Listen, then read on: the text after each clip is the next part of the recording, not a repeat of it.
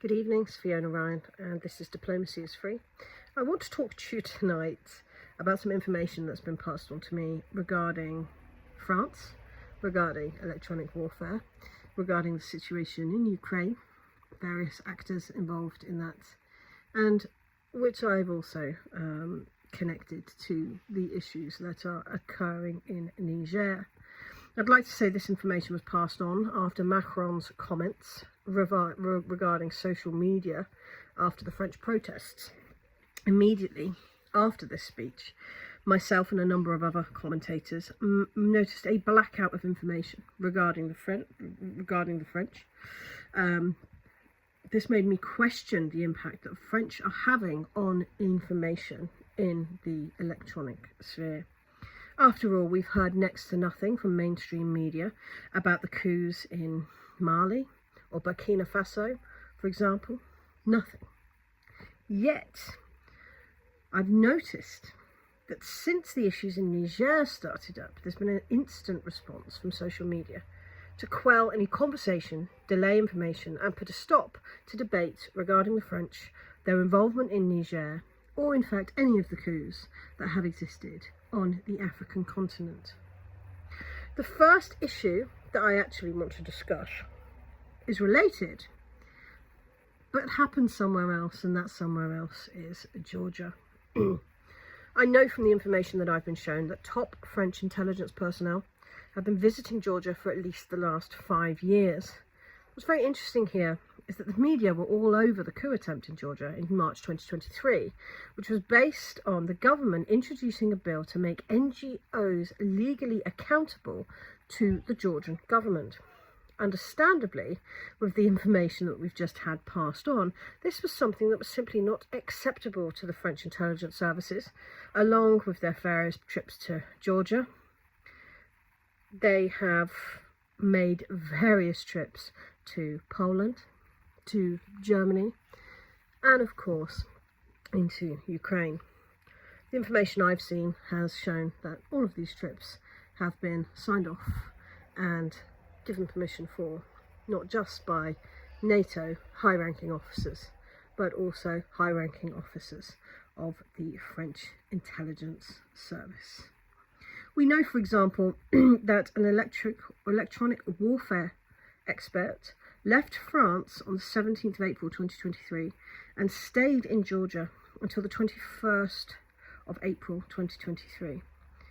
It might be coincidence that this was shortly after a failed coup attempt that succeeded in stopping the Georgian government from passing said bill that would protect the Georgian people from having their country used as a base for NATO military involvement in Ukraine. The French have spent rather a long time in this particular part of Georgia, and by this particular part, I mean the same people, the same hotels, and the same team. The French next went to Georgia, by our records, on the 9th of May, and stayed until the 27th of May. Joined, and this is a high-ranking electronic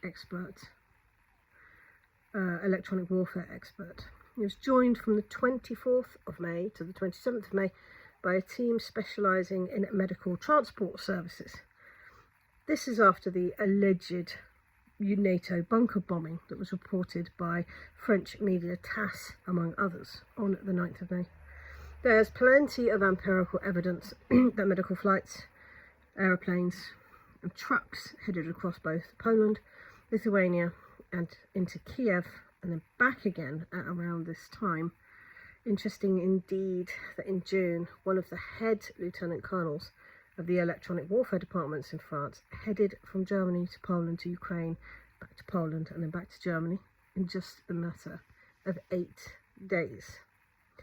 To me, this puts to bed any question that this bunker was hit. It's quite evident that it was. That was evident to me from, as I said, the people who gave first-hand accounts of seeing these trucks and transport systems flying over their own cities and towns in and around Eastern Europe.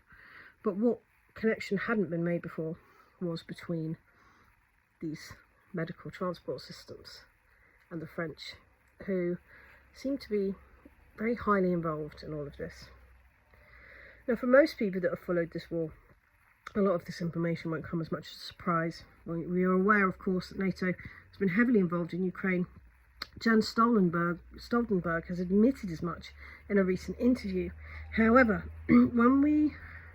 what we have been interested in is how much involvement France has had in these events. Perhaps if we can realise that the French government has a far more control over NATO and its allies, that's when we can come to realise and how we are best served to understand why NATO is so quick to defend France when it comes to places like Libya or Mali. Speaking of Mali, I wanted to point out that there was a trip arranged for a Lieutenant Colonel Packard, who's a French intelligence officer, from the 25th of February to the 25th of March 2022. He was headed to Kiev. This trip was cancelled, but in his place, a man called Lieutenant Poppe went to Ukraine. Poppe is an electronic warfare expert, and it's fairly reasonable to look at this period in time and realise that on the 17th of February 2022, the Mali government requested that France leave Mali, which they did do. They did, however, stipulate that UN peacekeepers would be put in their place. What we have to remember here is that Mali was supported in this successful military coup by Wagner. And with this in mind, we can see how France has a direct and vested interest in the war in Ukraine, and a vested interest in dealing with what it believed to be the destruction of Wagner in Ukraine. After all, if you look back on the records, August 2022 was a shockingly poor month in terms of Russian warfare. The Russians were behind with their intelligence, with the Ukrainians using American intelligence and satellites to show where various troops were. And things had taken an interesting turn. Quite interesting that France Foreign Legion would have left Mali that same month, don't you think? Now we need to ask what the role France has with the UN, or rather, what role the French have within the UN. As we can see from just the last couple of weeks, the UN has, in retaliation for the coup in Niger, removed humanitarian aid from the people of Niger.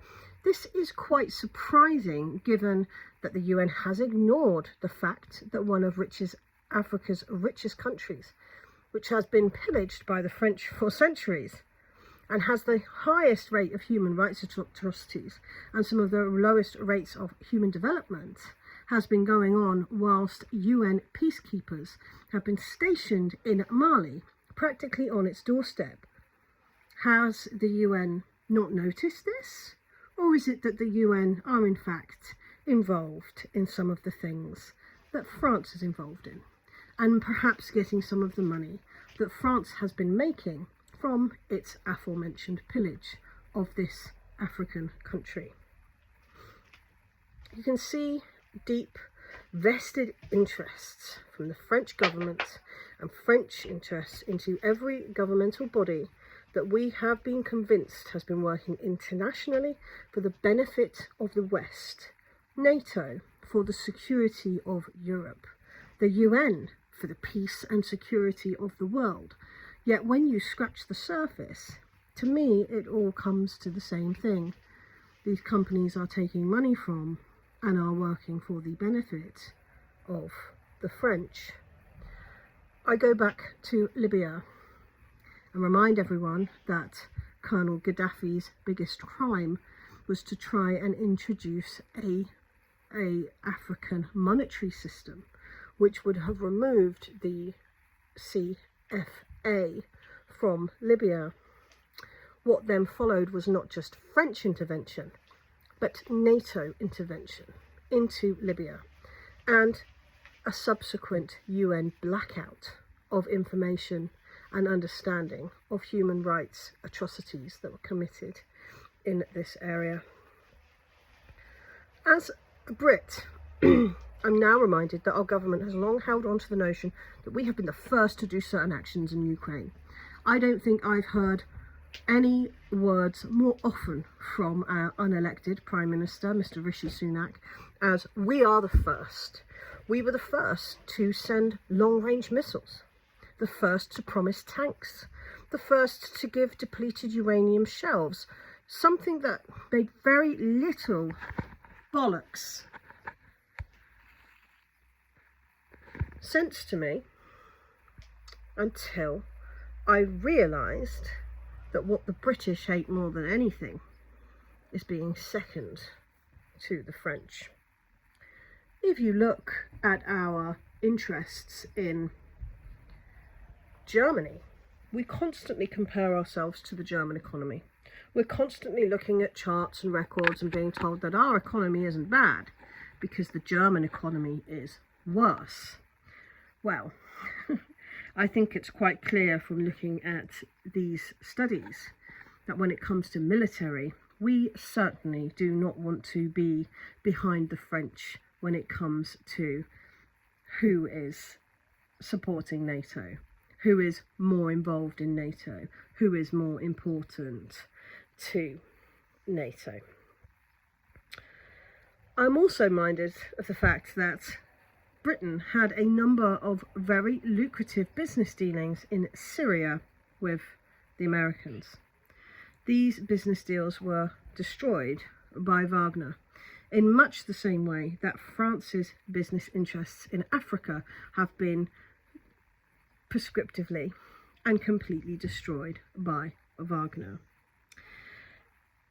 It crosses my mind that perhaps the Americans, and supported by NATO, the idea that France would lose its business hold over Niger is not something that they are able to tolerate. And as such, we find ourselves in a position where NATO is prepared to go and fight once again for France to regain hegemony over African countries. It makes perfect sense to me why the British would want to show as much support as they could for Ukraine, just to show that we are as important as France. This ties in very, very well with the reality that the British, the Americans and the Turkish are being kicked out of Syria.